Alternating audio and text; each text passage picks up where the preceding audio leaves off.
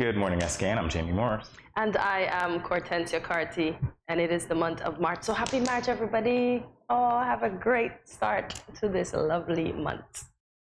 We now continue with the latest in local news. This from Wind Media SKN.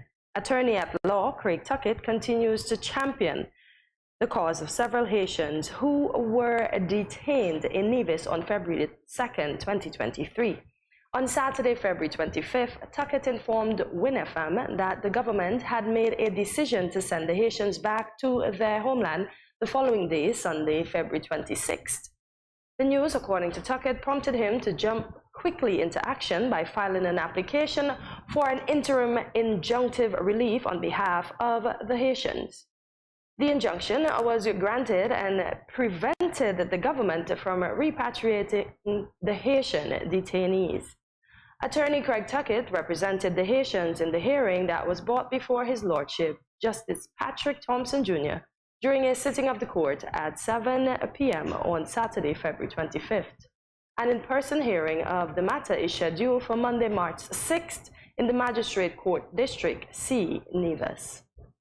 All right, some developments on that front. Yeah. All right, moving on. This story from SKNIS. At a brief orientation session on Friday, February 17th, the Cardin home welcomed 10 new staff members to assist with the care of its beloved residents. The group of newly elderly care assistants successfully completed the Elderly Care Certificate course at Clarence Latour Bryant College, CFBC, Division of Health Sciences. The Cardin home will celebrate 96 years of existence in May of this year, and as the primary elderly care facility on St. Kitts, it continues to grow and evolve. The addition of new support staff ensures that its residents receive the highest level of care possible.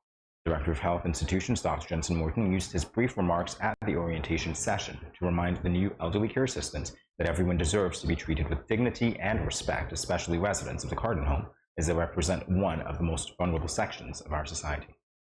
I'm really grateful that they're adding new staff, and that the care of those people will be foremost.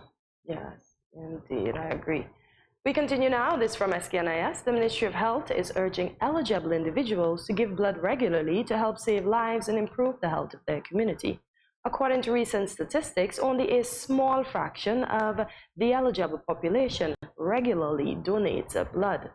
To foster greater community involvement, the ministry has increased the opening hours of the blood bank at the JNF General Hospital from 8 a.m. to 4 p.m. Monday to Friday. The public is also advised that after-hours donation can also be facilitated should the need arise. In addition to the new operating hours, the Ministry of Health is also rolling out a blood donation campaign. This campaign will engage corporate and community partners and sensitize them to the importance of giving blood. The initiative will also set up a donation schedule for participating groups and as a result aid in providing a more consistent supply of blood-related products to the community. Blood donors should be at least 17 years old and be in generally good health. Some eligibility restrictions apply, therefore individuals are encouraged to contact the Ministry of Health for additional information. Great drive, go out and give blood. You never know which life you may save. All right, moving on to a check of our local weather. It will be partly cloudy with a high of 18 to low of 72 degrees Fahrenheit. Take a look at your forecast as we head to a break. More GMS scan on the other side.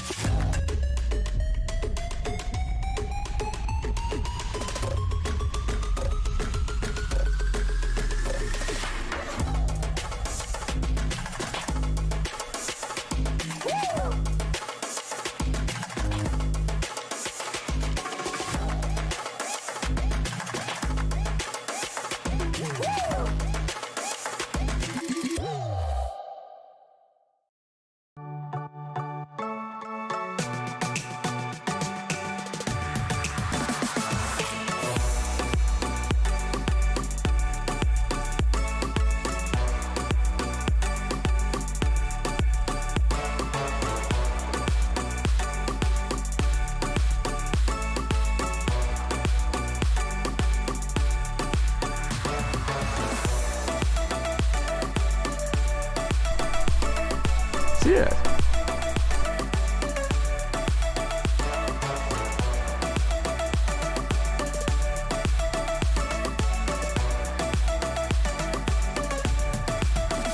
An exotic experience.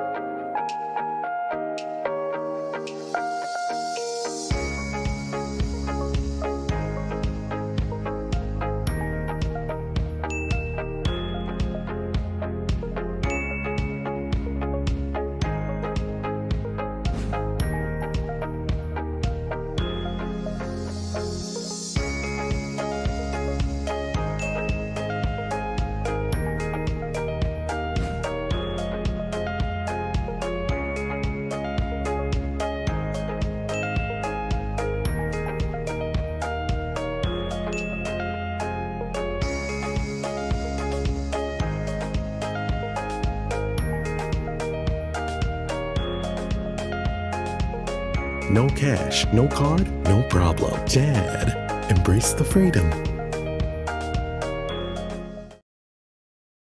Welcome back to Good Morning SKN. Time now for regional news. This from Barbados Today.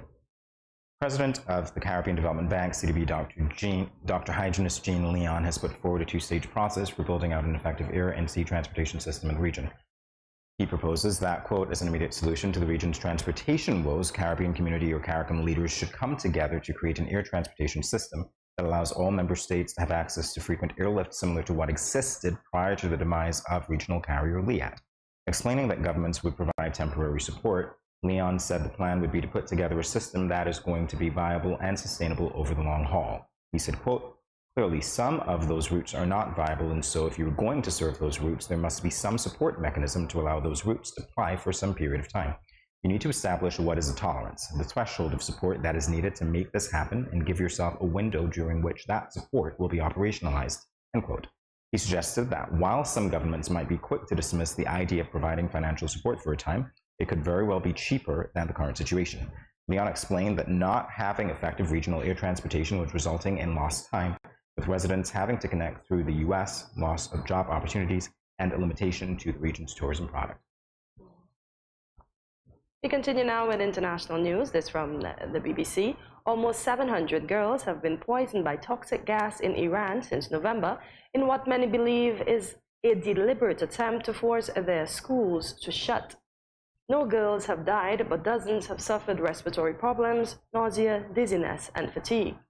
The first poisoning took place on the 30th November when 18 students from the Noor Technical School in the religious city of Kam were taken to the hospital.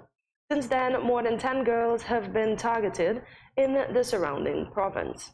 At least 194 girls are reported to have been poisoned in the past week at 4 schools in the city of Burjud in the western province of Loristan. And on Tuesday, another 37 students were poisoned at Khayyam Girls' School in Pardis, near the capital, Tehran. The poisoned girls have reported the smell of tangerine or rotten fish before falling ill. Earlier this month, at least 100 people protested outside the government office in Kam. This is sad, but I hope some sort of rectification is a result or come to something, because this is crazy. Why are we messing with the girls' school? Wow. Well, folks, there we have it for the latest in regional and international news for today. See you after this short break.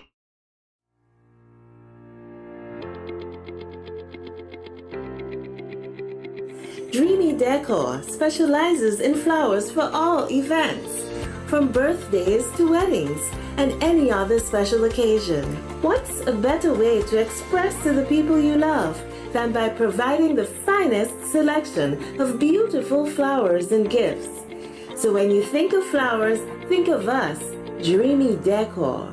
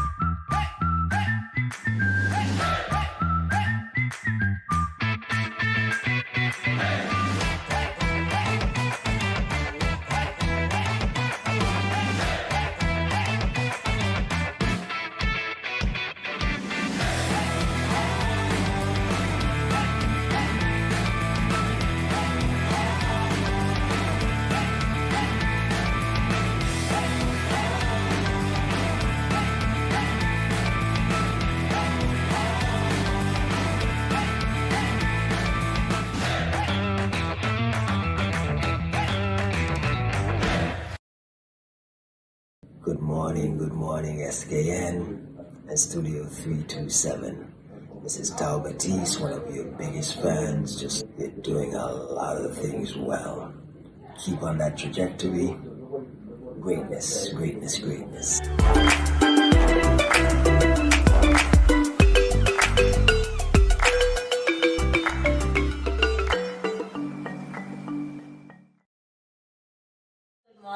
Good morning. This is Karen of Paris and support from Paris Vermont. I want to encourage y'all to sign on to Good Morning SKN every morning from 8 to 10 at Studio 327.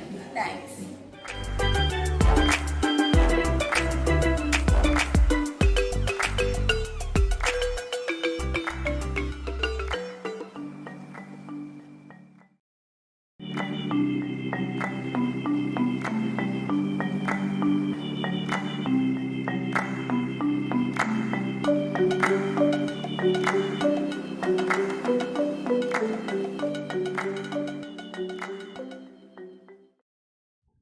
Welcome back to Good Morning SKN. It is March 1st, 2023, and in an effort to ring in the new month, we'll be sharing some interesting facts about the third month of the year.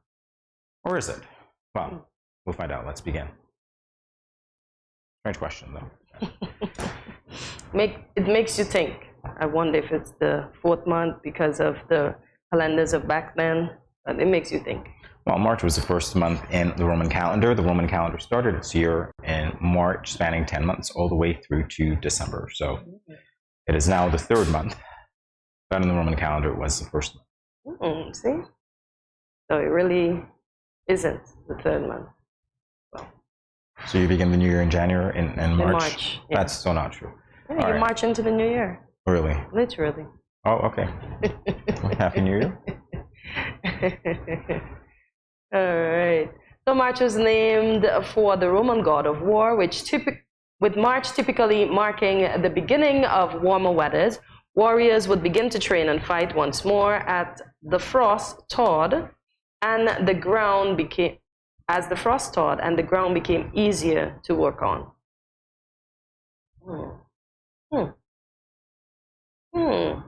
But I think the first is normally the meteorological. It's known as a meteorological day of spring. So yeah, March begins spring. Most animals wake up in March. So the bears are probably stretching now, opening their eyes. So guys, look out, they're coming to rummage through your garbage for those country with bears.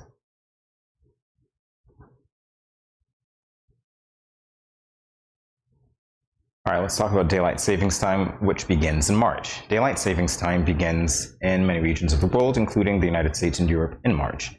Daylight savings time is the summertime practice of advancing the clock by 1 hour to increase the amount of daylight in the evenings. Okay. I think we all know that. So the clocks are going to be turned back today. Okay, fair enough.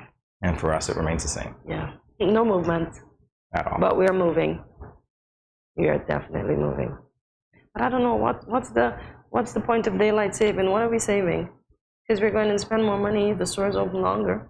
I never understood why they put these two together. Not financial savings. That's what I'm saying. Daylight saving. But why do we need the extra light? Oh, okay. Yeah, we don't need the extra light. Because as I said, it doesn't necessarily, and I get what you mean, it doesn't necessarily mean saving, but the fact that it's brighter, people are going to open longer, and then we're going to be prone to go and spend some money. Yeah, indeed. Just look at it from my womanly thinking perspective. Yeah. Well, apparently we're saving daylight here. We're not transitioning at all. Soon enough. So March hosts the vernal equinox. The vernal equinox is the time of the year when the day and night are equal in length. This occurs when the sun is directly above the equator and occurs during March for those living in the northern hemisphere. Okay. Our days and nights are equal.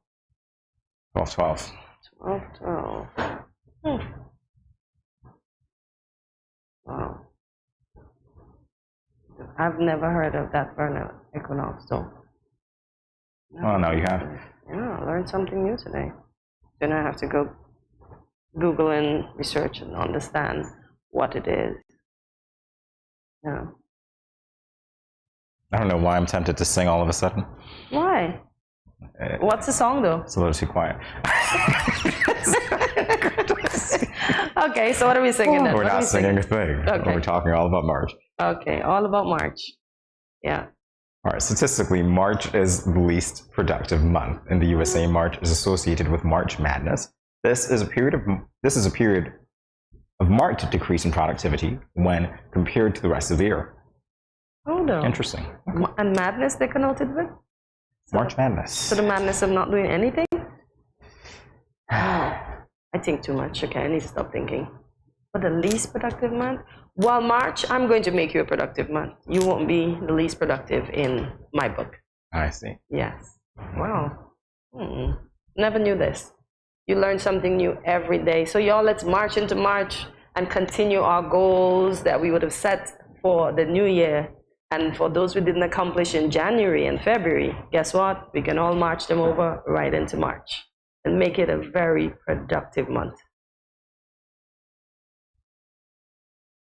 So the bird flower of March is the daffodil. So daffodils are synonymous with spring and new beginnings. Aww. So sweet. I like that. It's springtime, the flowers are blooming. And if I were writing, I'd say hush came over the crowd. Listen, this morning I strategically put on my spring colors and I was like, should I leave this for International Women's Day, the purple especially? And I'd be like, nah, it's springtime. So let me pull out my nice hue of pink and my purple. Springtime. I see. Yeah. Right. So like the daffodil, I came out to bloom. I see.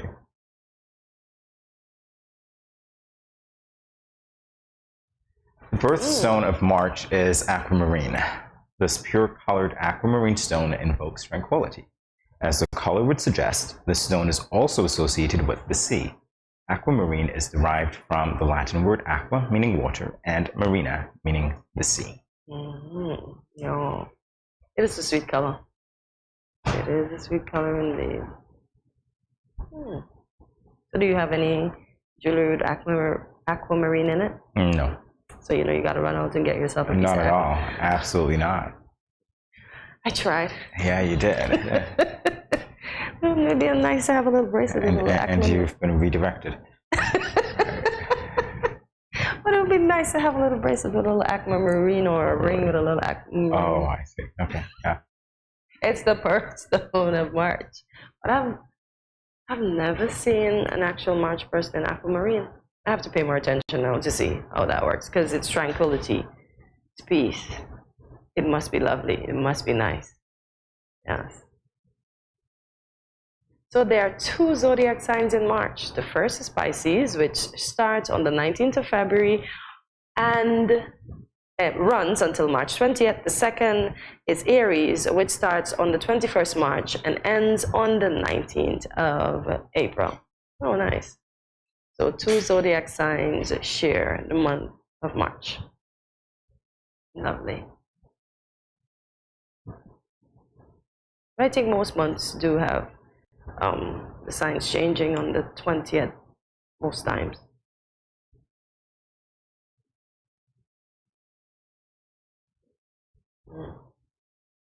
And as you said earlier, hibernation ends in March. So March marks the beginning of spring, which is the time of year when animals start waking up from hibernation.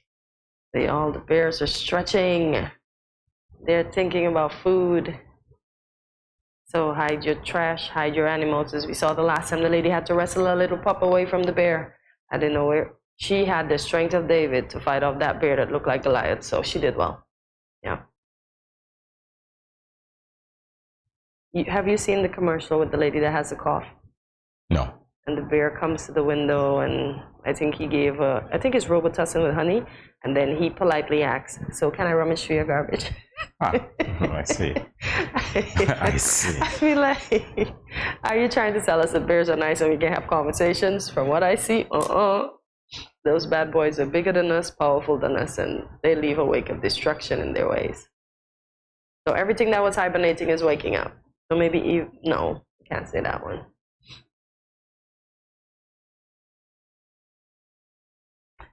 So Twitter launched in March. Oh, the popular social media outlet Twitter was launched on March 21st, 2006, with the first tweet going out the same day. It was posted by the founder, Jack Dorsey, which read, and quote, "Just setting up my Twitter." Or Twitter. Okay, Twitter. I'll go with Twitter. You can tell I don't have a Twitter account. All right. And with that, we'll tweet along to your commercial. We'll be back in a moment.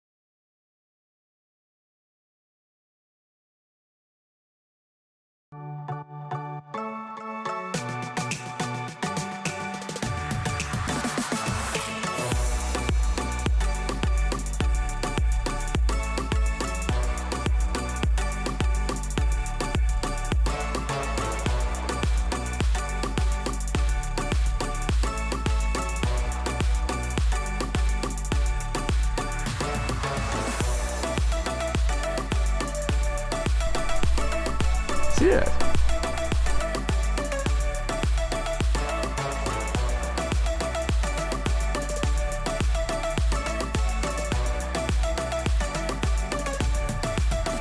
An exotic experience.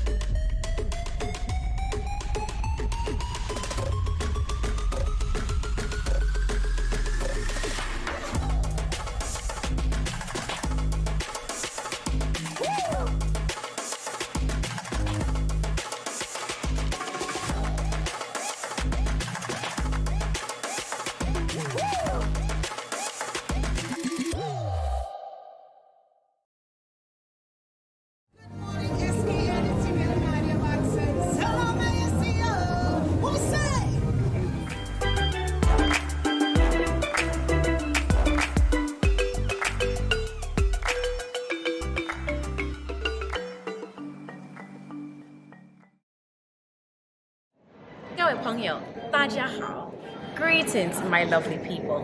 I'm Chantel, residing in Taiwan. 12 hours time difference.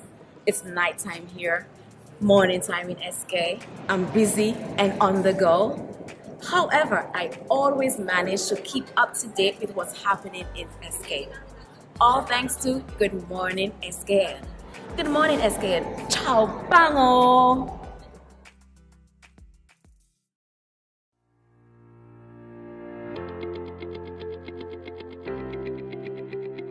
Dreamy Decor specializes in flowers for all events, from birthdays to weddings and any other special occasion. What's a better way to express to the people you love than by providing the finest selection of beautiful flowers and gifts? So when you think of flowers, think of us, Dreamy Decor. Welcome back to Good Morning SKN. Values are individual beliefs that motivate people to act one way or another. Often they serve as a guide for human behavior. Neuroscientists, psychologists, and sociologists agree our values determine everything we do. Believe it or not, some values are consistently important everywhere on Earth. Based on a robust analysis of over 500,000 surveys in up to 152 languages, value graphics identify 56 values that are common around the world.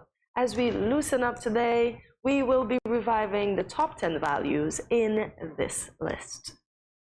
So before we begin, what values do you think are the top 10?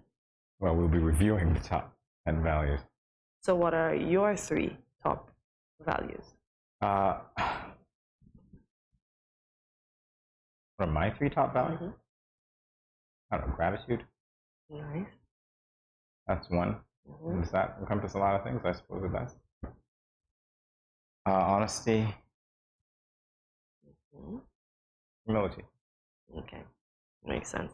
Yeah, I put like yourself, gratitude at the top, because we have to be thankful, because we are given the opportunity to wake up almost every day. We don't know when it's going to be our last, so we have to be grateful and thankful even for the little things that are around us. Secondly, remaining humble. You have to remain humble. As I said, everybody has a place in society. So not because you may be up there, you treat the person that sweeps the drain in a way that is not pleasing. So we all have to remain humble. When we die, no matter our... Where was up there again? Well, I didn't want to pick a specific profession, but okay, let me say you're a rich person and you have a maid. So you don't look down on your maid. So you're up there. You're up there. Guys, you have it. Up. I'm like, sorry, yeah. This terminology. Yeah. Up there. You have it. So you don't treat the person that cleans for you like just the cleaner. You treat them just as a person. As I said, the person that maybe clean the drain.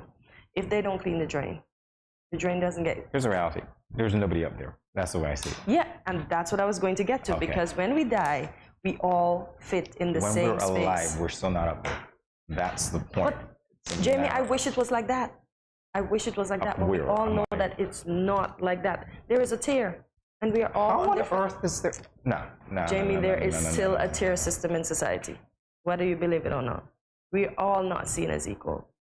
I would love for that to be the case. We're all not seen as equal. Depends on your lens for intensity. Anyway, you are the value. So it was gratitude, humbleness, and I don't know, spreading love. Spreading love, yeah. Everybody needs a little love, and we have to give it, even if it's a compliment. As we said yesterday, today's International Compliment Day, so give nice compliments and don't put the but in it or in it. Just give a compliment and make somebody feel special today. Yeah. So spread love. Those are my 3. So we'll start with number 10. Personal responsibility.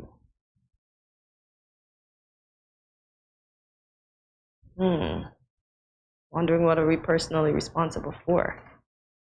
Our decisions. Being nice. Their consequences. Yep, indeed. Where we want our life to go. Lots of things. So how we treat people, where we want our life to go, how we will be remembered in society, what impact we would have made. Really? Yeah. Okay, sorry. Jamie, he was the worst. I don't see living with that in mind. It's just me. I really don't. How are you going to be remembered? Anyway, Yeah, guys, we don't know. It's Wednesday. We're getting over the hump. All right. We don't know. Jamie, we see in society, when most people die, you either hear everything bad that they did or everything Why do you care good. about that when you're living? No, it's not about you caring about it when you're living. I'm just saying, what will you be remembered for? Yes, but that implies that you care about it. But you won't know what they're saying about you. You're dead. So why are we talking about it? It's just the fact of how life is. The living person, if they could have told the dead person, these are all the nice things that's being said about you, and these are all the things, the bad things that they're saying about you. Huh? Yeah, but that's all I'm saying. Yeah. All right, you you don't understand, but I've seen it. The good and the bad. All right, number 9. Employment security. Yeah, people are concerned about that. Yeah.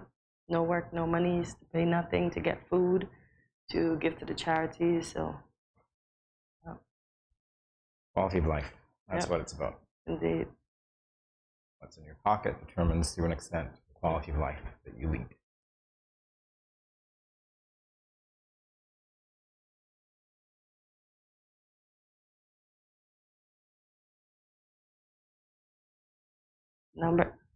Oh my gosh, religion and spirituality. Yeah, to each his own. Because some people don't believe in the God that we were taught about. They have their own religion, and that's one thing we have to respect everybody. We shouldn't judge anyone. We don't get the opportunity to do so. Although sometimes we still do as humans, but let the judging be up to the person that will judge the universe eventually. So yeah. Well, that speaks to finding a connection with a greater being, finding purpose that doesn't originate within you, and I suppose finding community, because you're part of a community of people who believe the same thing that you do. And so religion and spirituality does make sense to me. We see it all over the world, different religions, as you said, but still some people who might not, quote unquote, be as religious as, you know, the geography requires, because we might say, okay, I'm Christian or whatever. They might not identify with that, but they might be spiritual. Yeah. So, yeah, because some people don't want to be called a Pentecostal or, let's say, a Kabbalist, because that's the next big religion, or a Scientologist. They just want to live their life, live their religion. In touch with the universe. Yeah. The great number 7. Actually, my favorite number. I love 7 and 2. So loyalty. Yeah. Loyal. This is a hard trait. And as the world becomes more and more loveless, loyalty is hard to find. I suppose. Yeah. So boy, to find loyal folks. Yeah, who'll be with you no matter what. They're holding off a green debt. No, not anymore. Okay. Nobody's holding on. You go out there and swim by yourself. Okay. I must stay on shore because I'm not about that life. So it's hard to find, but it's still around, but it's hard to find. So as they say, when you get the real ones, or I'm going to use the correct word, the loyal ones, keep them close. Number 6.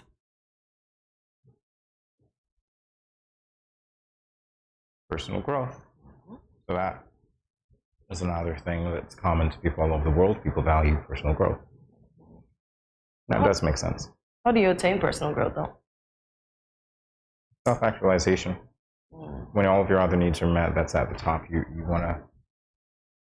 You see yourself doing certain things, becoming certain things, you know. Okay. You're growing. And that's important, because if you're not growing, you're stagnated. Yeah, you're stagnated. You're correct. So growth is, how should I say, pivotal, essential, it's a must. Definitely so. Yeah. To get the most out of your life? Yeah. Absolutely right. Now, how do we measure? I know some people, like, they do the vision boards, they write down, and as we said, as Mr. Daniel would have said, evaluation is very important, because you can see where you were, let's say 2 months ago, because we're in the 3rd month now, to the 3rd month, and decide, okay, this didn't work then, this is where I want to be, and you just continue and you evaluate as you go through your life and the rest of the year. Wow. Can we also say we're personally getting older, growing up? Everybody is. Yeah. Yeah. I'm sure about growing up, but getting older, definitely. Number 5. Community. Well, be part of something outside of yourself. Yeah. That serves a great purpose. Yeah. You know, when I realize the community really exists in St. Kitts when it's football season. Oh yeah? Yeah, because apparently there's some issue in the park. So the games are held just across from me. And when you see St. Paul's playing and you hear the roar from the persons that would have traveled all the way from St. Paul's, it's like, wow, you follow your team everywhere they go. And I'd be like, oh, this is such good community spirit. Right. And all the other football teams, when they come, their fans come as well. I'm like, wow, community indeed.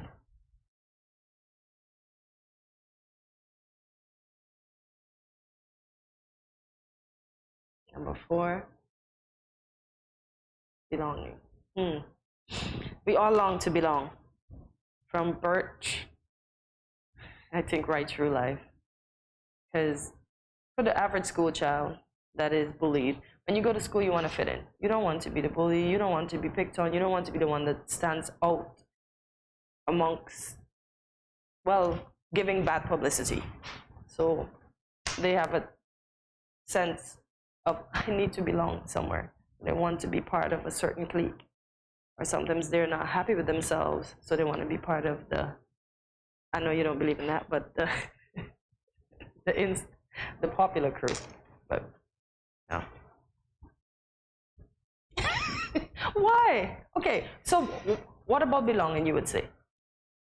I think it's a need that we all have. I think we need to experience that sense of love, and that comes from belonging to, you know, a group, or let's just say, yeah, a group or an organization of people that are like-minded, that value the same you, and whom you can value and relate to on a lot of levels. I think that security comes with that as well, because there's that comfort level. You can be yourself. Belonging.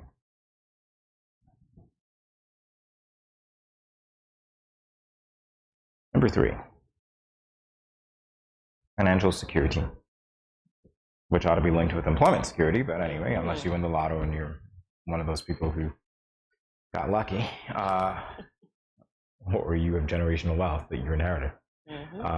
Financial security is very important.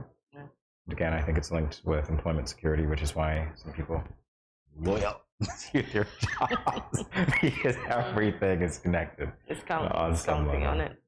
Yeah. Yeah. Because as I said before, if there's no money, you can't do anything. And it pays to have money, because when people I love don't that. get... It pays to have money. Yeah. Can you say that again? It pays to have money. Really? All right. Because when some people don't have money, it causes for abuse. Because let's say a gentleman or a woman doesn't work. No money is coming in. But a lady, she might abuse a gentleman that's not able to have a job. Or she might abuse the kids. Or the gentleman might abuse her because he doesn't have any money and he's stressed out and she's stressing him. So, yeah. So we need monies. Yeah, and self-worth not to take it. The abuse, I mean. Boy, yeah, that too. Number 2, relationships. Yeah, we do need relationships, be it with our families, our friends. If we choose to get into a relationship that leads either to marriage or coexisting together in one space, but relationships is necessary. Because I know simple family dynamics that don't have relationships, like moms and daughters don't have relationships, dads and sons don't have relationships, sisters and sisters don't have relationships. So relationships are important. It is a way of life. It is a necessity for human beings, in my eyes. What do you say to that, Jamie? It is. No. And we're finally here. We're going to be looking at number 1. All right. So here's number 1. Family. Aww. Yeah, family is everything. Family is everything. Family had to be number 1, indeed. You're born into a family. The love you receive from your family, the love you don't receive from your family. Family molds the individual that you become. That is my look on that. Most of the behaviors, the ideologies, the things that you do, sometimes even the job that you get or the career that you pursue all stems from your family. Yeah. You don't think that? Why? True. Yeah. Sometimes. Because some kids follow their parents. That's one thing. Yeah. Sometimes who your family members are opens doors for you. Another thing. When we talk about life in St. Kitts and Nevis. Okay. All right, we'll be back in a moment with more Good Morning SKN. Stay tuned.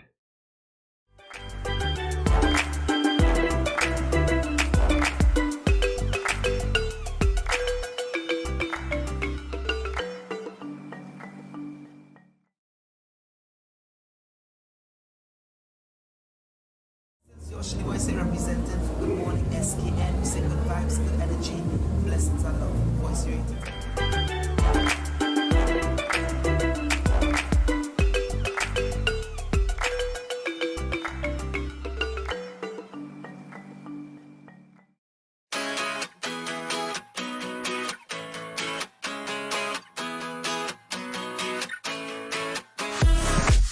No cash, no card, no problem. Dad, embrace the freedom.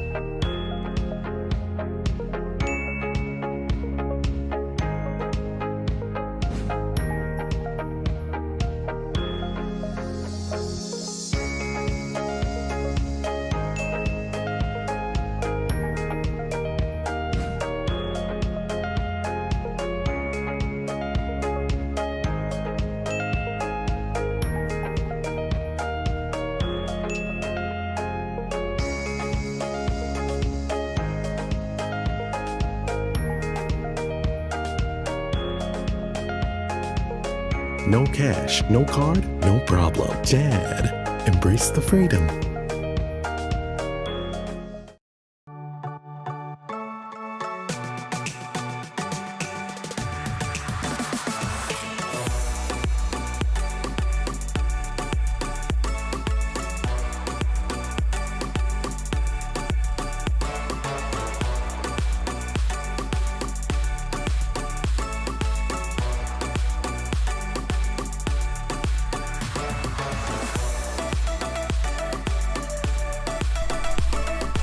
Yeah.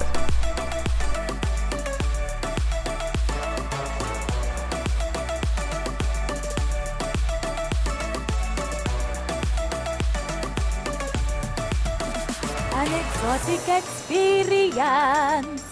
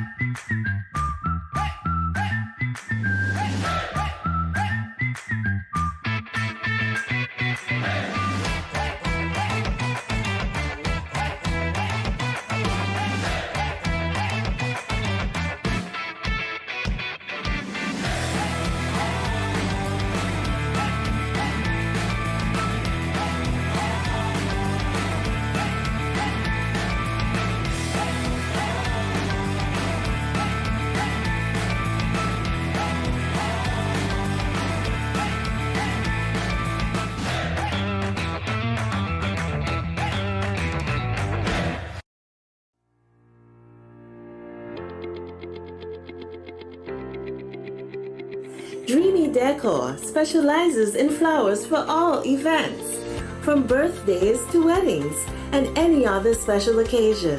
What's a better way to express to the people you love than by providing the finest selection of beautiful flowers and gifts? So when you think of flowers, think of us, Dreamy Decor. Good morning SKN. Wagwan. Yo, this is Bensley Lad coming to you live from Jamaica. You see it, go already, see me. See me, I say Caribbean people stand up and I love this. This show is very important. You understand me? Yeah man, Studio 327. Benz Lab, say big up. See me I say, from the whole innocent crew. Yeah, man. More love.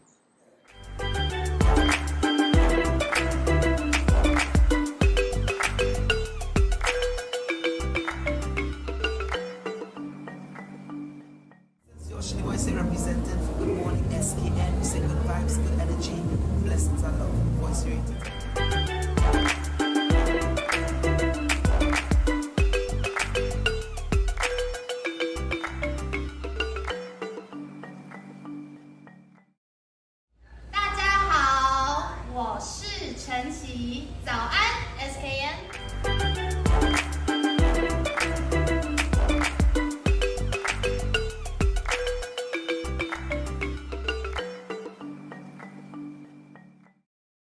Good morning, SKN. This is Lyrical. I just want to say blessings to you.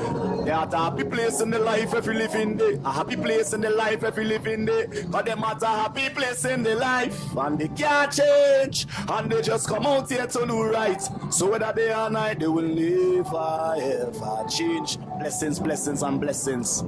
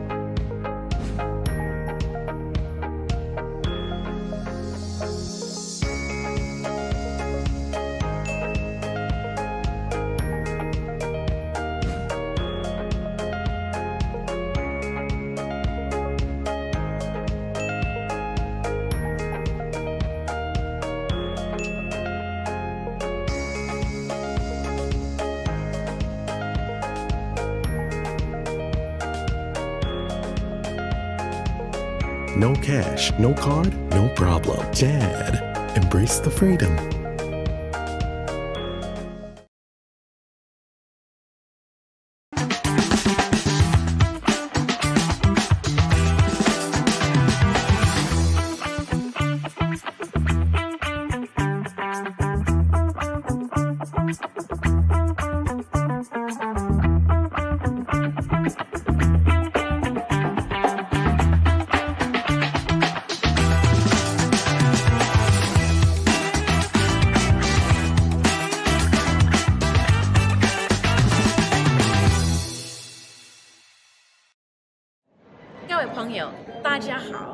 Greetings, my lovely people. I'm Chantel, residing in Taiwan. 12 hours time difference. It's nighttime here, morning time in SK. I'm busy and on the go. However, I always manage to keep up to date with what's happening in SK. All thanks to Good Morning SKN. Good morning SKN. Ciao bango!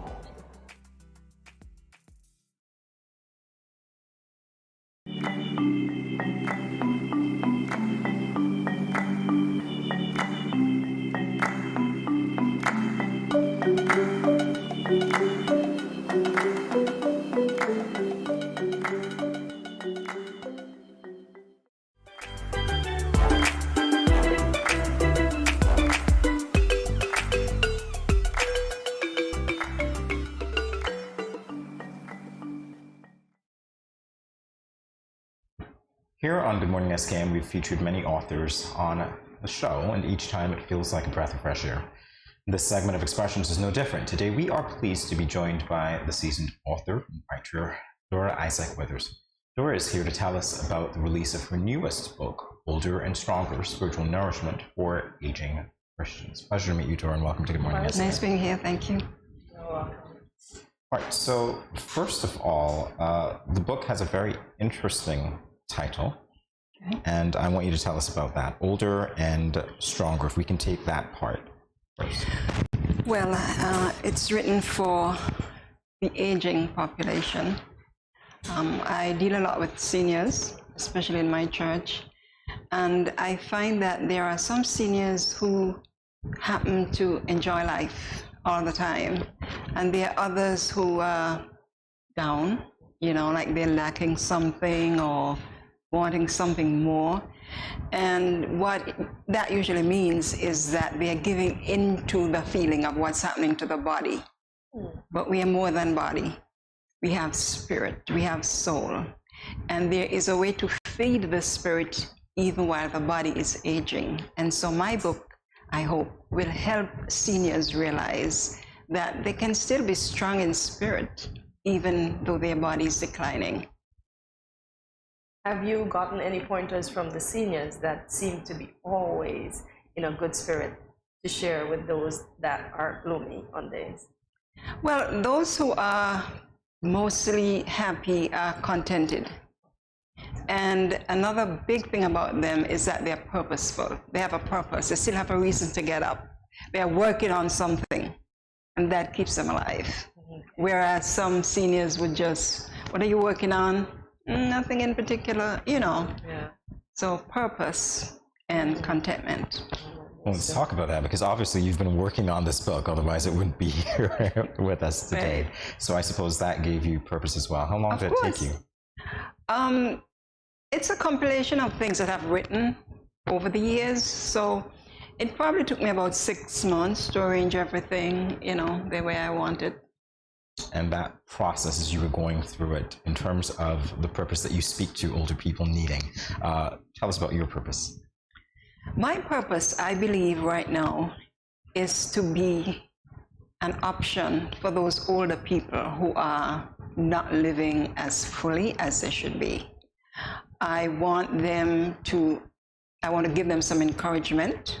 I want them to look at me and see that even though I have my aches and pains, just like them, that I could still find a reason to do something, to work at something. And so I really want to infect my aging group with the fact that life could still continue to be joyful and happy. Indeed. And now that your book is finally out, how does that make you feel? Great. It's going to be a part of my legacy. I want, people to still have the ideas even long after, I'm gone. Well, you've put it into writing, so I think that definitely ensures that. What topics are covered in the book? I deal with things like, the basis of the book is that if we keep building on purpose, on the virtues that last, faith, hope, and love, if we keep nurturing those virtues in us, we will continue to live. And that's the premise of the book. Faith, hope, and love. Okay, so... And purpose. Faith, hope, love, and purpose. And can't miss the purpose. As we talk about faith, how do you communicate to the older people the importance of that virtue through writing? The importance of faith? Yes. When we were children, we learned that faith is asking God for something. When He gives it to you, you think, oh, my faith works. As you grow older, you realize that it's not always that easy, that there are times the answer you want seems to be so far, and you expect that God will just give it to you, but sometimes He wants to teach you something before He delivers whatever you're asking for. So He takes you through a little hardship, a little trial. You learn to grow, you learn patience, stuff like that. And then finally, after you've grown, after you're ready for what you have asked, then He delivers. As I was listening to you speak, I couldn't help but think of patience. I'm glad that you mentioned that, because really that's what we were taught when we were growing up. The substance of things hoped for, the evidence of things not seen. When you get that thing, you believe, well, my faith works. What of those people who don't receive it right away? Is their faith dead? Is their faith broken? Is their faith not working? So I'm glad that you explained it that way. Well, faith is also believing in God even when he doesn't deliver us. Even when he doesn't deliver, when you want him to deliver. The thing is that you keep your focus on him, because if he can't give it, nobody else can. So there is no reason to stop focusing on him. And sometimes he wants you to focus more. Maybe he has something to teach you. Maybe he wants to get closer to you. Maybe he wants to do something special in you. And so he's holding out for you to become what you ought to become before he delivers. I like that. So, Miss Withers, how do you personally grapple with the reality of aging? I can't stop it. So I might well embrace it. Yes. And one of the things I do, I tell myself there are things that I haven't done before because I never got the chance. Why am I alive? If not to try some of those things. There's some things I wanted to do. I have the time now, you know, so I keep telling myself there's a reason for me living as long as I live. And my part of my purpose is to ensure that I tap into some of those things and fulfill my purpose as fully as possible. I like that. So every day is a new opportunity. There you go. To do something perhaps that you've not done before. That you didn't do before. I love that. That speaks to purpose. That speaks to living life, the way that life should be lived. Because you're still living. That's the reality. I think some of us think that when we get to a certain age, we really have lived, and so we stop living, and there's not much to look forward to. I love the way that you're explaining it. There is a weekly devotional as part of this book, Monday Manna, weekly morsels of encouragement. Well, this is your previous work, actually. Yes. Okay, I don't want to talk about your previous work yet. I want to get more into this, so let's do that. All right, so as I was listening to you speak, I couldn't help but think, your title speaks to it being for aging Christians, but does it also speak to older people who might have been disgruntled by their experiences, saddened by their experiences? Can they find hope through your words? Well, that disgruntlement and all the other things you talk about can happen to Christians as well as non-Christians. So the book can really serve anybody. Anybody could find hope in it. And gratitude, contentment, virtues like that, which you expect to find in a Christian, are also found in non-Christians. So really, the title on the book doesn't mean that people who are not Christians should not embrace it, because they could also learn. They can also receive hope and encouragement. All right, good to know. Before we continue, I'm looking at the illustration, and it's an aging person with a teacup. Who came up with that illustration? I did. I asked for an old hand, so you could see some wrinkles in the hand. And I wanted a cup because in the book are very short devotionals, which I compared to a cup full of morsel. So the nourishment is received every day in a cup full. Oh, you were really intentional. I love the intentionality of it. And then after that devotional, which I expect people will read at the beginning of the week, for the rest of the week, there's a little activity, a prayer, a meditation, or something to keep you focused on the nourishment that you got on the first day of that week. All right, so we are talking about this book for now. Where is it available? It is available at Law's Bookstore on Keon Street, and also at the Adventist Book Center, also on Keon Street West, I think. Yeah.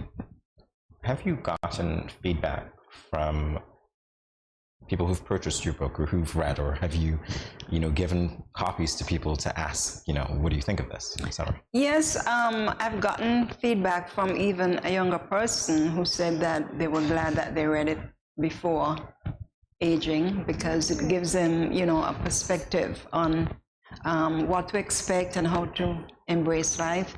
And some of it, because I have written it before, I also write online, and I do a lot of devotionals, and other people have told me, how encouraged they are when they read, and, it gives them hope that they could, enjoy life.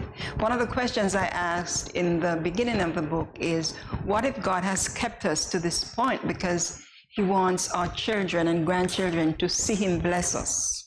What if he wants them to see how we handle the blessing?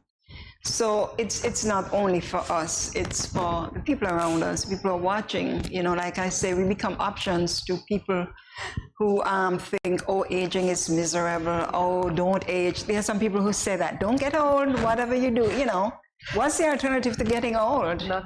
You know what the alternative is? You die.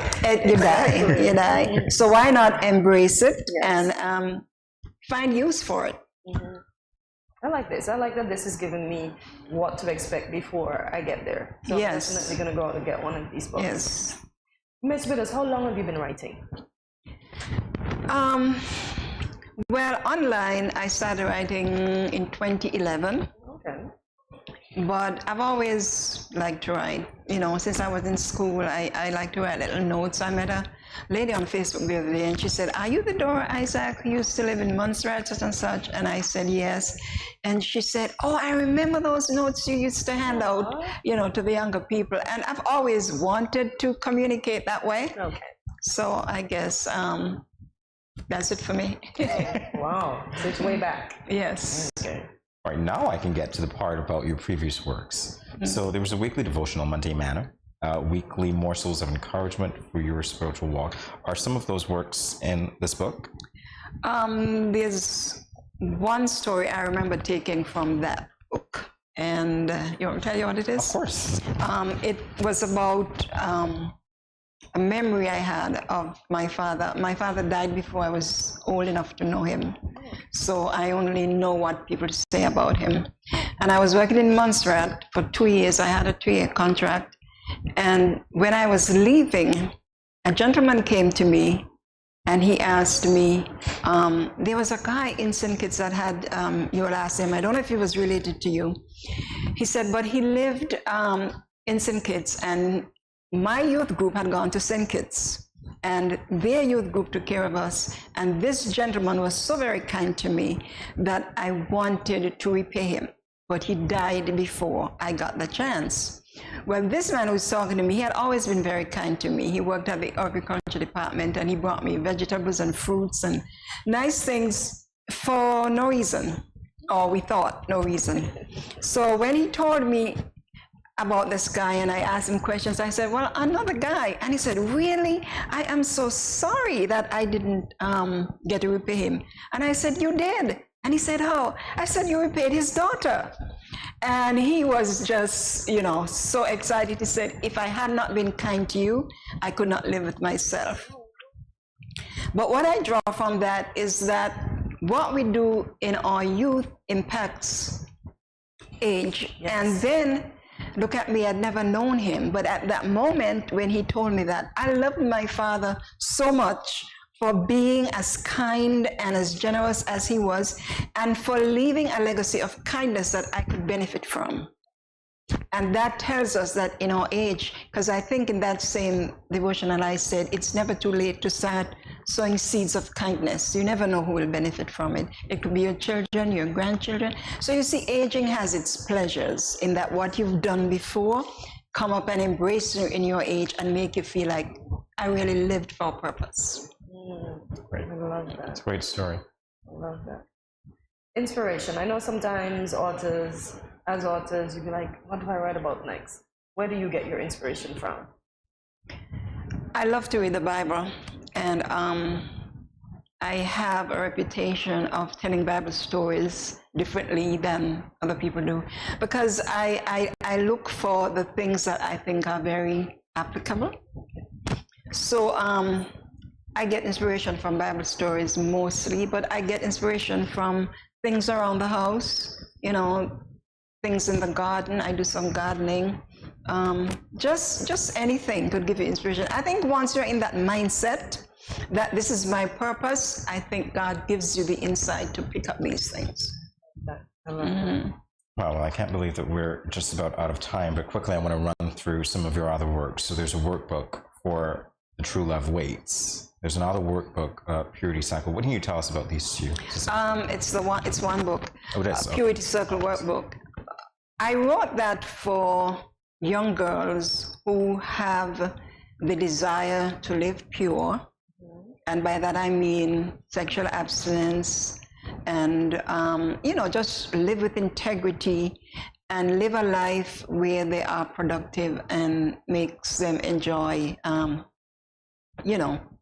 happy womanhood. We stress a lot about virginity when we talk about purity, but that isn't all to it. It is purity in your attitude, purity in, because people now are so disrespectful, so, rude, not polite and stuff like that.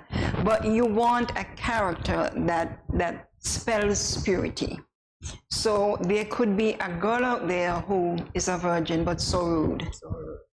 And there could be a girl out there who fell off the wagon, maybe did something she shouldn't do, but then she comes around to the point where that's not the life I want, and she begins to live a life of integrity. And if I were a guy, I would choose her over the one who is still a virgin. You know what I'm saying? Yeah. I'm not downplaying virginity. That is very important, yes. But I'm saying that's not all to it. I like the explanation. Yeah. So that was that.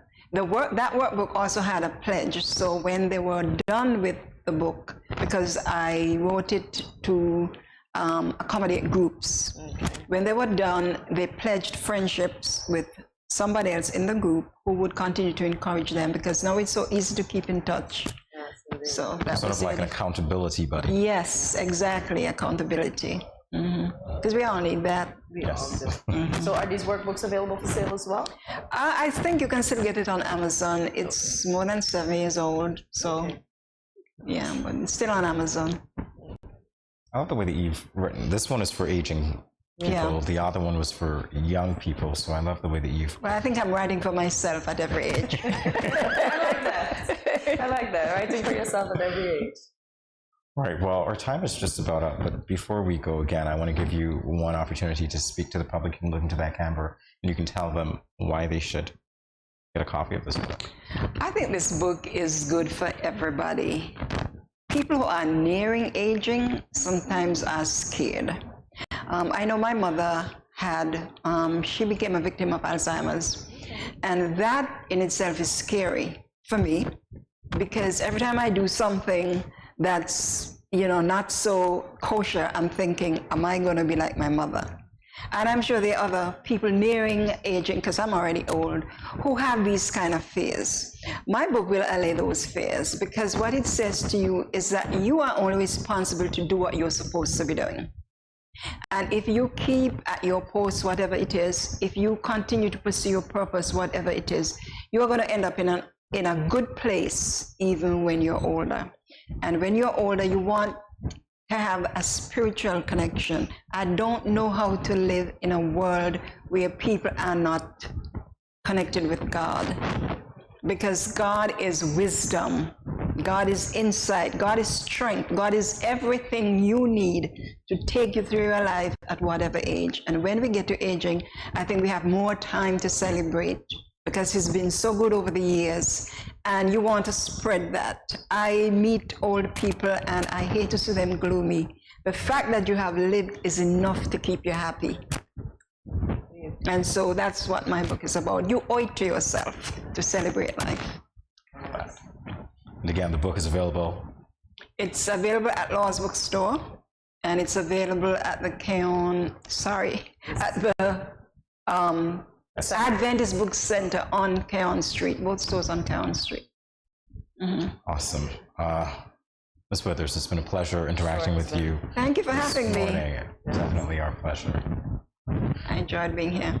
Well, hopefully you'll be back with the next one. Yes. You never know. More GMSKN in a flash, everyone. Stay tuned.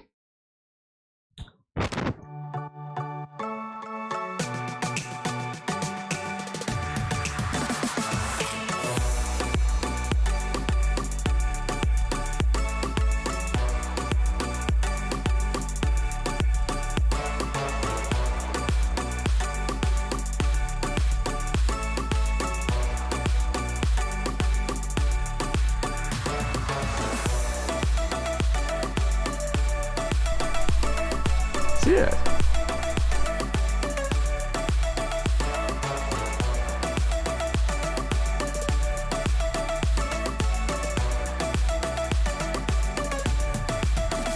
An exotic experience.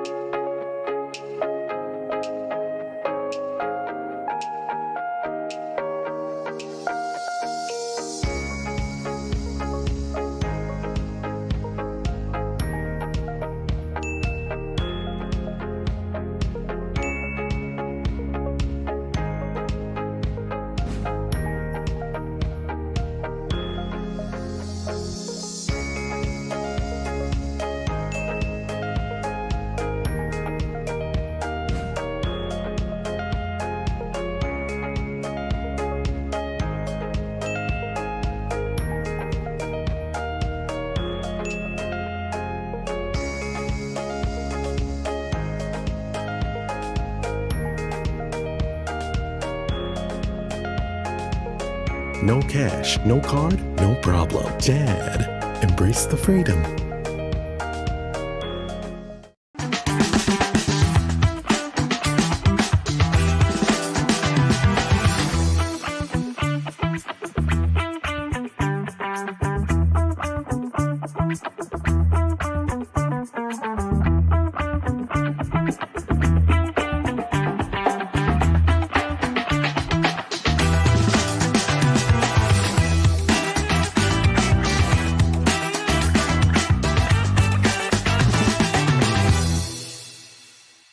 Socially voice representing for Good Morning SKN. We say good vibes, good energy, blessings and love.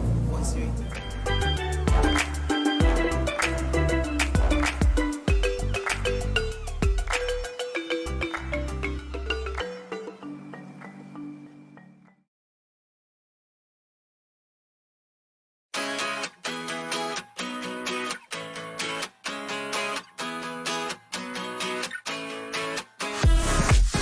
No cash, no card, no problem. Dad, embrace the freedom.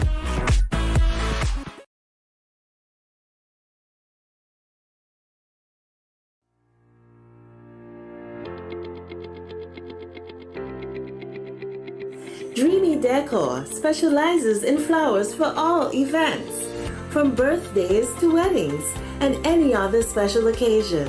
What's a better way to express to the people you love than by providing the finest selection of beautiful flowers and gifts? So when you think of flowers, think of us, Dreamy Decor. 各位朋友，大家好。Greetings, my lovely people. I'm Chantel, residing in Taiwan. 12 hours time difference. It's nighttime here, morning time in SK. I'm busy and on the go. However, I always manage to keep up to date with what's happening in SK. All thanks to Good Morning SKN. Good morning SKN. Ciao, bango! Good morning, SKN and Studio 327. This is Tao Batiste, one of your biggest fans. Just you're doing a lot of things well. Keep on that trajectory. Greatness, greatness, greatness.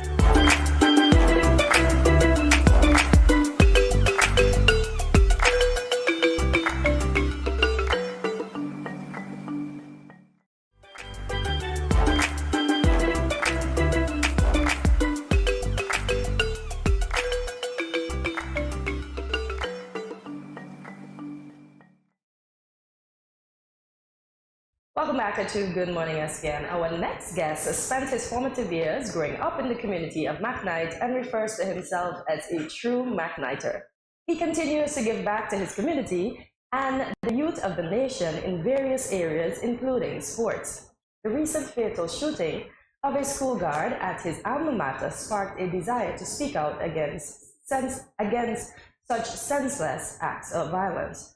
To tell us about the Garden Hotspurs FC March Against Violence, we welcome Nubian Greer to Good Morning SKN. Good morning, Nubian, and welcome. Good morning, good morning, good morning. All righty. So we'll start. We are aware of the impetus for the march. So how did your knowledge, your organization, and collaborative spirit help with the organization of the recent march?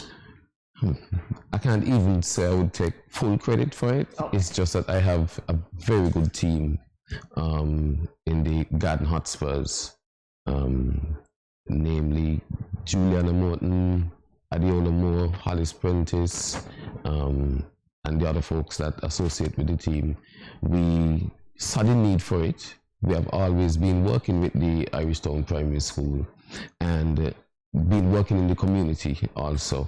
And so, because all of us from McKnight, it's our civic responsibility to step up, not only to in acts of violence, but in terms of peace, help out with the school, help out in the community, help out the elderly folks, help out the youths. So it was easy, it was an easy decision for us to go out and bring the community together using our platform, the Garden Hotspurs Football Club, to step up and show the community that we are not for this and we could do better. Yes, sure can. All right, so let's talk about that march in the context of the change that you hope to evoke, because obviously you're shining a light on something that was an egregious act of violence that nobody should ever suffer. When the community came together like that, what was the sense that you got that you were being effective in your messaging? We planned it one day and executed it the other. So it was quick, and a lot of persons saying they didn't get to participate because how quick it was and how quick the response was and how quick we saw the need to deal with the issues in our community. So with that said, we got good responses. People want to do more. Persons have reached out to me to do other stuff for the school. Like a gentleman called me and we were chatting on WhatsApp, and he wants to donate towards getting cameras up in the school. Oh, that's nice. You know? And so initiatives like this bring out that good in our community, because we have always been plagued as a violent community forever, before my time. And so it's time for us, but this is almost, as I could recall, this is the first time we ever came out and had a walk through the community in protest of what was happening. And so it's something that we will continue to do and find more meaningful ways to engage the youth, because it's almost like a twofold approach. We must stop what's going on and stop the feeding process that caters to that.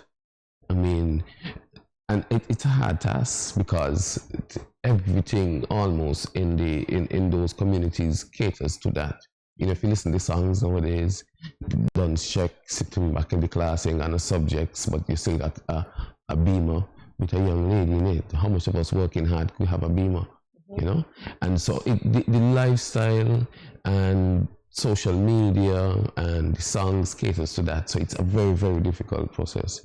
And coming from those neighborhoods where it's tough and it's hard, sometimes you don't have both parents in your life, you don't have any proper guidance, any proper structure, it just lends more to that type of activity. So it's a tough process, but we will continue working and doing what we have to do.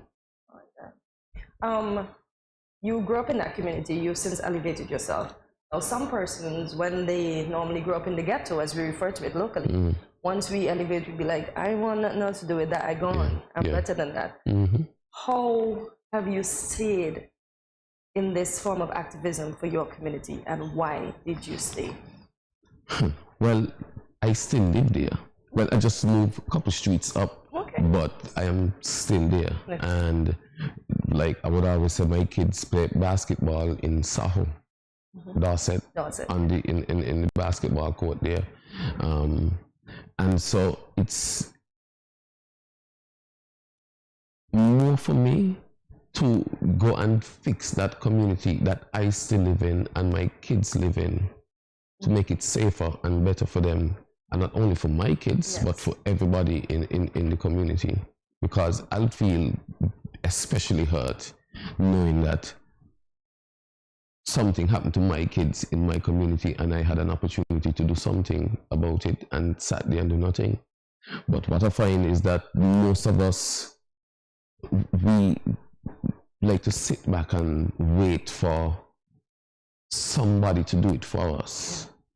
We're either too scared, too shy, too coward, too something other than brave, and we sit back and wait for the police to do it for us, wait for the schools, wait for the church, wait for the politicians, and well, that's not my job. Exactly. But at the end, it's all our job. Yeah. Because a lot of innocent persons were killed in the past just by being in the wrong place at the wrong time. Yeah. You know? And gun violence in my community has affected a lot of us. A lot of us grow up in trauma just by being in those communities, hearing shots, passing and seeing somebody lying down on the ground somewhere. So it's about time to make that meaningful change. I've got to ask you, because I'm compelled to do it. It's a twofold question. One is, how do you feel as a male that you are able to impact young males who might be vulnerable to this lifestyle? Because I think seeing you in the forefront, living a life that's exemplary, could actually inspire other males. The other part to that question concerns something that you said about the cameras. When I think of cameras being installed in a primary school where a shooting occurred, a fatal shooting occurred, I can't help but think that there is a sense of innocence being lost. So how do you balance as well that need to protect the most innocent among us with the need to ensure their safety?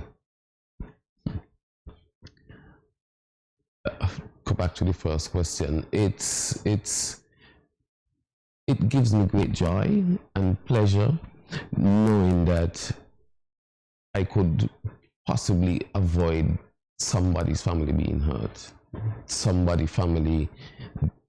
child growing up without their father, or some child growing up without their mom, because that is what happened in the last shooting. And those from before, I'm almost positive that all of them had kids. So there is a fatherless home at this point in time. And in the initial statement, what we call the peace program, that was one of my driving forces, knowing that we could all come together and avoid bloodshed, avoid St. Kitts name calling on the international scene again, you know, because I saw a video like a week ago, and St. Kitts is what, number 7 or 8 most dangerous country in the world? Yeah, St. Vincent is ahead of us, and we are named with countries like Syria and Pakistan and Jamaica. We're not that big. And we're not that big. So it was especially important for me to put my all into it, to change that stigma around the whole country and also extend it into to Nevis and see it work, you know? Places that guys couldn't go or persons that they couldn't speak to in the past. We all had one big party down in McKnight, you know, and everybody was there. And that for me was the part that cemented it, where saying, look, this seems as though it has potential, and we must take it all around and sell it properly so that everybody could believe it. And most of them, fortunately, I have no doubt that they would never go back down that path. That's good. Because they couldn't attend graduations, they were confined to a prison in their own home and in an alley, you know? And so most of them would not go there. It seems as though a few of them have some issues that, to me, need massaging and maintenance and working it out, you know? And it's all our responsibility. It's our responsibility to step up and do something about it. Right, to the other part of the question, which is, how do you feel about the cameras being installed in a place where the most innocent among us are? Are we losing that sense of innocence in our community? How do you feel about it? It's one, it provides a sense of relief to the parents who are actually sending the kids there, some of the kids don't really comprehend the magnitude of what happened. So it would be fun for them to kill somebody out there and what's not. And for some, others might be scared knowing that they heard the shots, because most of the kids wasn't at the school at the time. So for some kids, it's coming and watching and have the little conversations about it. But for parents now who understand the implications of what transpired at the school, to me, the cameras send a bad message, one, but it provides a bit of safety, a sense of safety for the parents, knowing that, well, cameras there and cameras normally act as a deterrent. Yes. And I was told that the ministry would put guards at the school, and so that should help a bit. But it's like, for instance, at my club, some of the players were having the conversation of moving training from the club, because the school and the club is almost the same thing. It's right next door. And I personally would not want to move training from our playground, because it sends the ultimate message where we are not safe in our community, you know? And so it's a kind of bittersweet moment where you say, boy, yeah, we want to do this to enhance security, or we want to install cameras to send a message to the parents that the kids are safe. But if we have to go through all of that in a school environment, it shows that there is no limit to where gun violence and gang violence would take us. Bittersweet, as you said, yeah. You also mentioned in your bio that you're very passionate about the development of young people. So with the crime that we know that continues to plague your community on and off, what education is there in place, or what activities are there in place for the upcoming youth of the community to not engage in the acts of violence that we see sometimes? Well, I could go back a bit further. When we started working on the peace process, I handed something to the Ministry of National Security called the Second Chance Program. That Second Chance Program was a training-based program. We would get the guys together from McKnight. It was supposed to be a pilot project where we'd get the guys from McKnight, put them on a program where they would attend classes in the morning, and they would ultimately graduate from those classes, and with assistance from the government or in the private sector, we'd find jobs for them. We'd furnish them with the necessary tools to start and get them out there in the work field, and try to assist them. If government have small projects that they could send that way, then they would send it. It never came to anything, but that is one of the first steps that I saw that we needed to take in training our youths. You do them a great injustice in just giving them free money, or just telling them, well, let's leave the violence alone and don't replace that with an option, because I kid you not, they made money from being that way, from guns, drugs, whatever it was, extortion. So you have to replace that with something positive. And they are very, very influential. So if you use the influence towards a project, training in electrical or plumbing or AC repair or masonry or carpentry, and the person that they have influence over see them in that light, then you start to make the change. And once you could start changing those guys, then the person that look up to them start seeing them in a different light, and you start curbing that flow of persons trying to be like the older self. Yes. So they would want to know, be an electrician also. You might not be as intelligent to be an engineer or an astronaut or a chemist, but he's making a life and a way in being productive, and I can also. So that was one of my first approach to dealing with uplifting the community in a positive way, providing training for those at-risk youths. And then going into the schools now and helping with extra classes.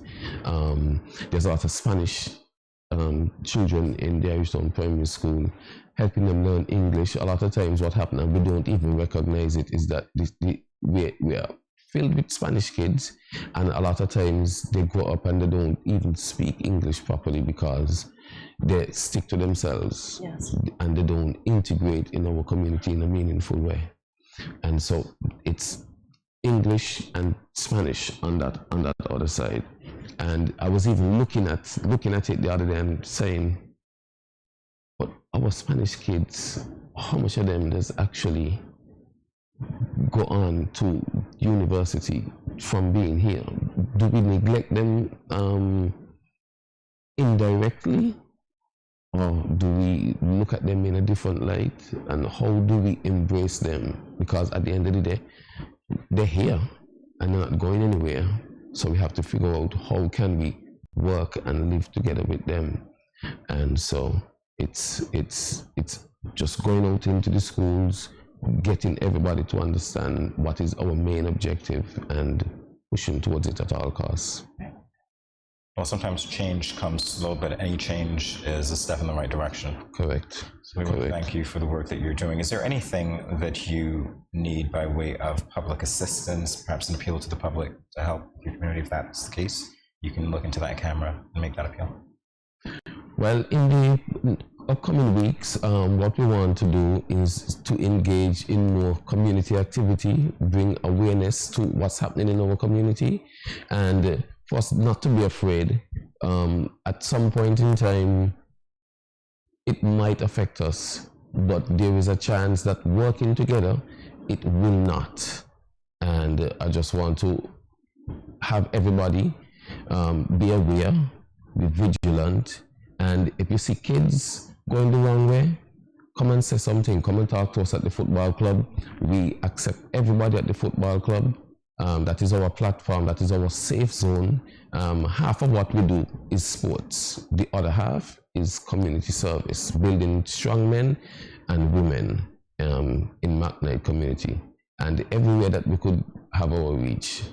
So I'm inviting everybody to come out, and you want to bring your kids down there.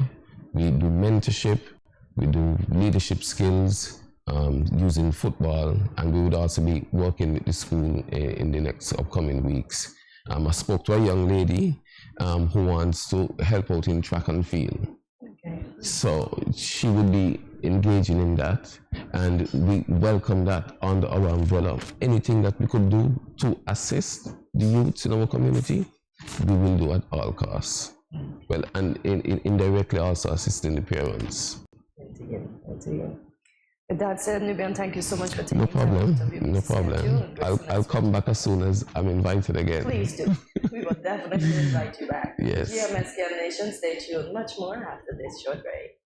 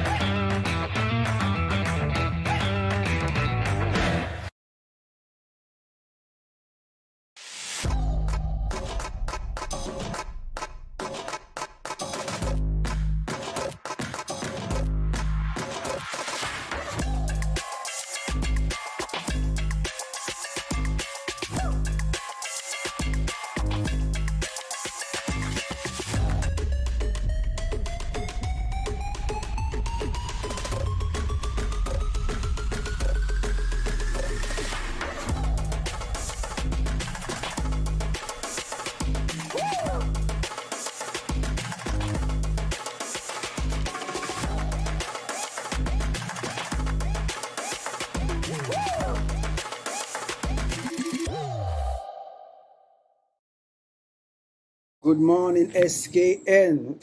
Wagwan. Yo, it's Bensley Lad coming to you live from Jamaica. You see it already, see me? See me, I say Caribbean people stand up and I love this.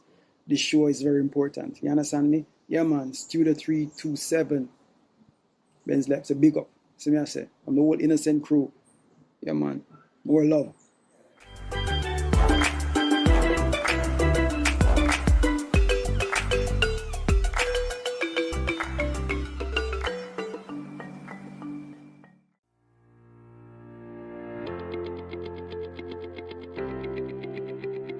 Dreamy Decor specializes in flowers for all events, from birthdays to weddings and any other special occasion. What's a better way to express to the people you love than by providing the finest selection of beautiful flowers and gifts? So when you think of flowers, think of us, Dreamy Decor.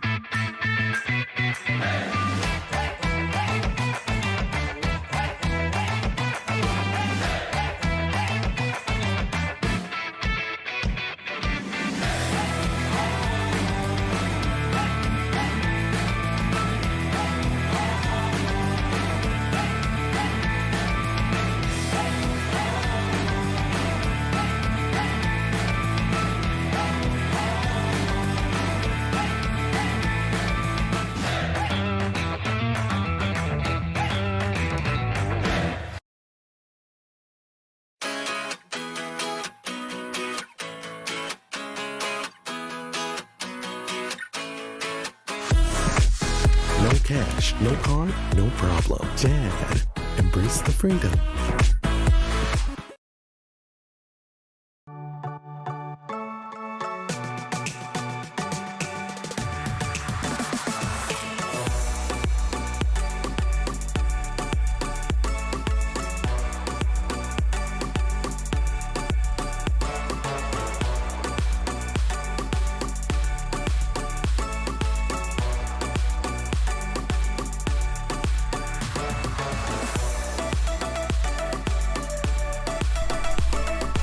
Yeah.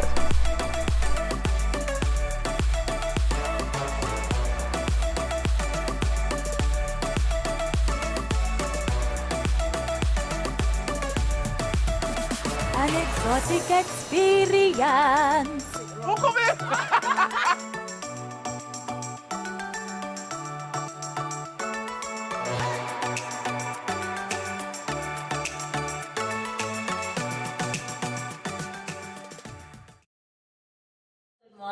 Good morning. This is Karen Paris and support from Paris, Vermont. I want to encourage y'all to sign on to Good Morning SKN every morning from 8 to 10 at Studio 327. Thanks.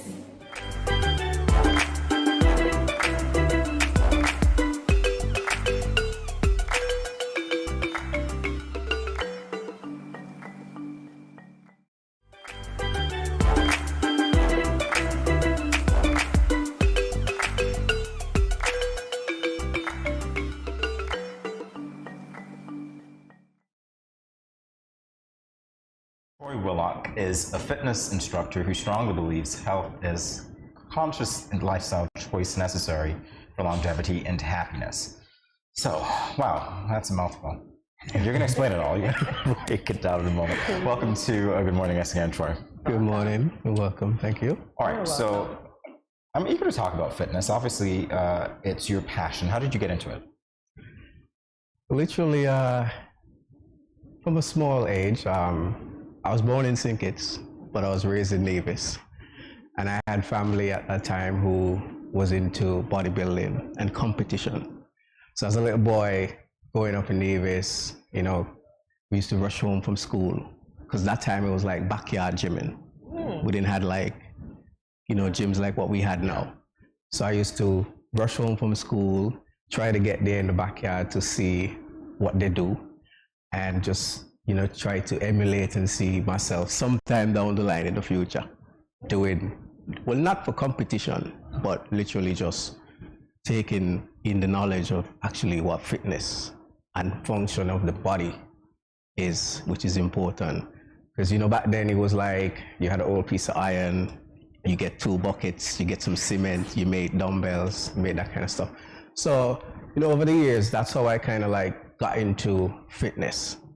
And then when I came back to St. Kitts in 2011, I then, you know, decided I'm going to take it up more serious, you know, because I needed to change my physique, change my body. And actually, when you actually start gymming, it boosts your confidence.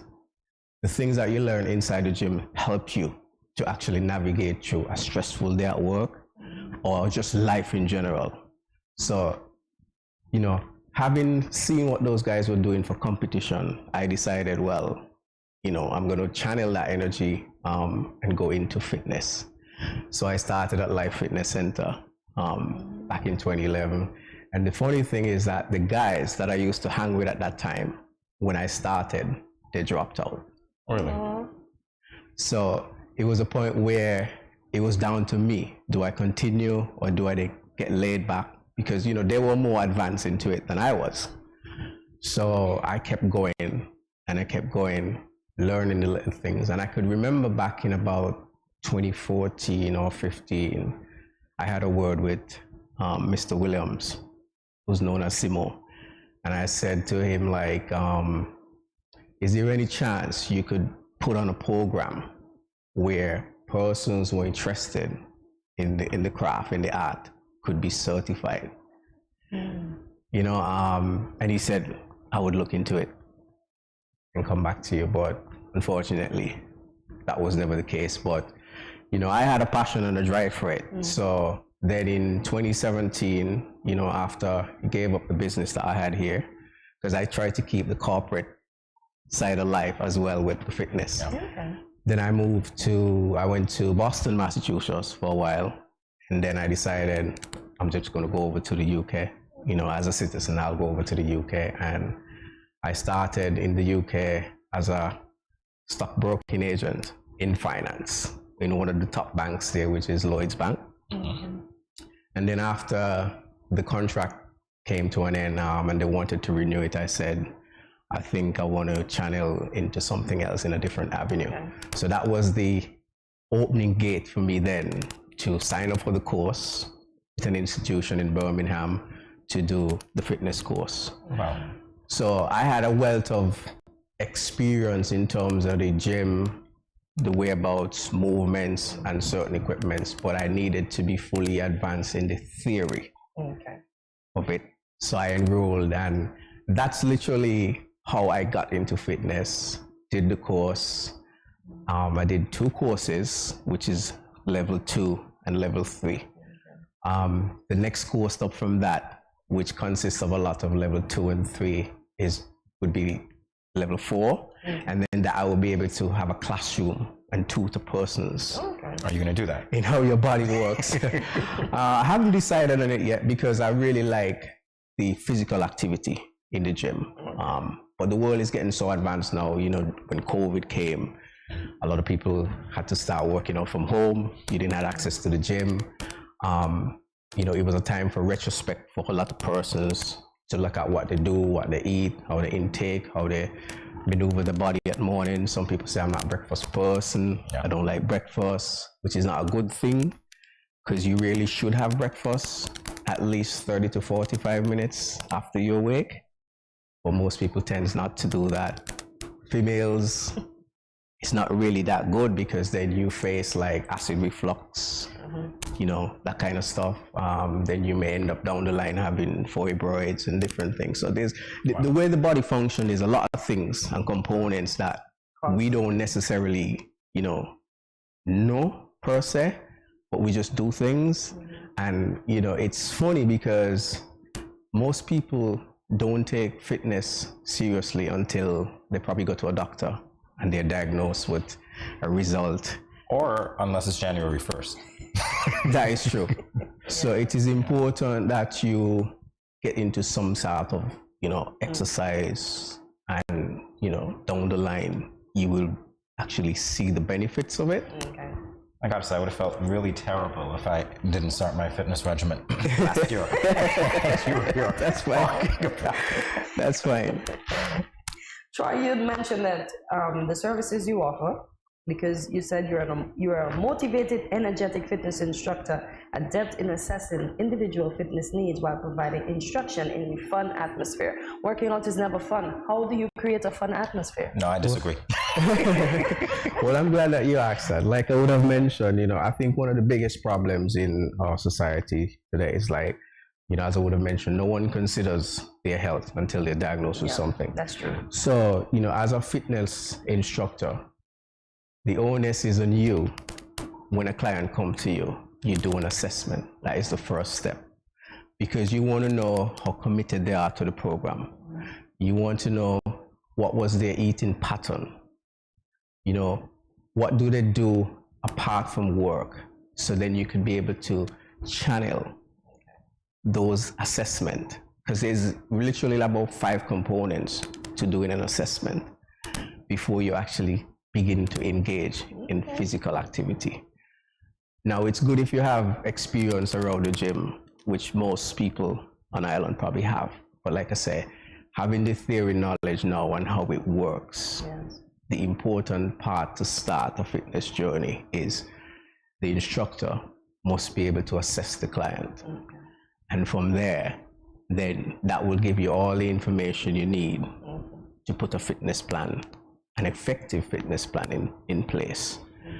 Now, the world has evolved now where, locally here, we have persons like come to the gym and train you, but in the outer part of the world where it's more faster now, it has changed where we develop like a 14-day program, 21-day or 30-day program. You may have 1 or 2 sessions in-house with that personal trainer or fitness instructor. You then, the onus is on you to continue that program for the next 13 days or the next 19, 20 days or the next 29 days. At the end of the program, then you'll be assessed in terms of your physical activity, your strength, conditioning, cardiovascular, endurance, all these factors, instead of me being with you every day in the gym. So you can then take on more clients and actually work that program, save time, save money. But some people like, the physical, you being there in the presence. How I train persons, because I want to make sure that you're learning. And this is important, that's where you have to engage the clients. You must be able to explain the exercise. First step is how you set the equipment. What muscle groups are you targeting today? The importance. Make sure it's not about range of motion, which you see a lot of people do. A lot of people go in the gym and like they boast how much weight they can lift and stuff like that. None of that means anything.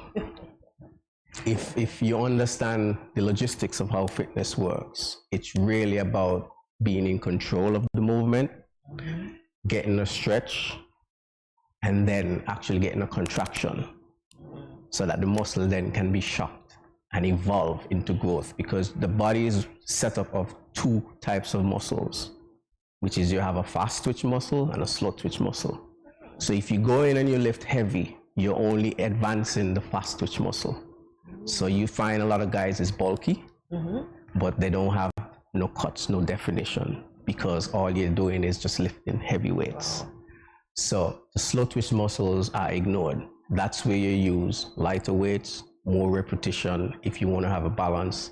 And again, like I said, if you're doing competition, there's where you deal with that, because there's a part where you have to intake a certain amount of calories, and then you begin to burn down if you have a competition coming up.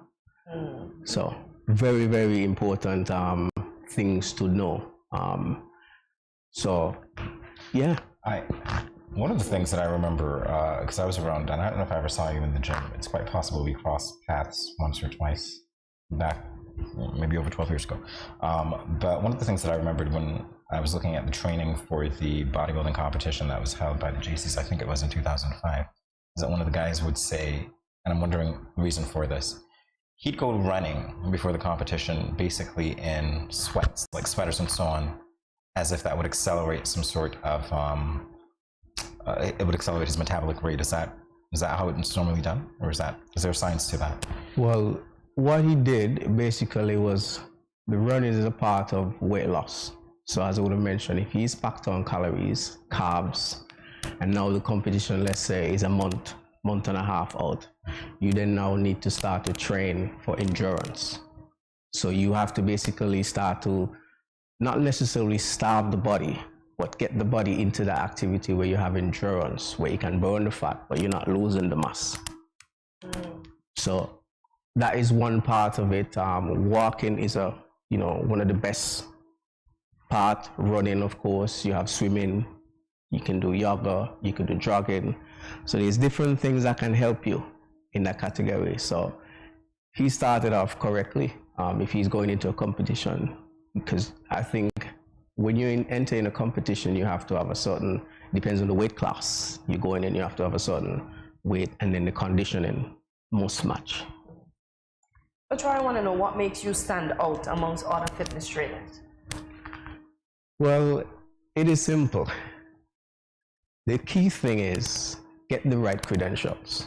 Like I said, you can have the experience around the gym, but we're now in a diverse world. Even here in St. Kitts, you have an influx of the Ross students, the UMHS students as well. So you have those students coming from background of Canada, United States, United Kingdom, which they are more used to having certified personal trainers. Yes. It's good that you have the experience around the gym, but I would encourage persons who on the island, kind of doubting themselves. It's important to get certified, because that will make you stand out more. Okay. Like if you go to like the Park Hyatt or the Marriott or anything, and you said, they all have gyms, and you want to, apply for a position there as a gym attendant, or once you have certification, then you're literally ahead of the pack already. Yes. You can have the experience. So I would say that's one of the main things that make me stand out. Okay. And the second thing I would say is find your niche. Okay. Do things that you love, and that will then channel over the positive energy to get your clients into workouts that they love doing. You got to make it fun, because I dialogue a lot with my clients whenever they come to the gym at the end of the day, because I know I'm in an office environment, I've been in management, I know how stressful it can be. So one of the things you have to check on is like, are you okay? How was your day? Did you eat? Were you able to eat lunch? Did you have breakfast?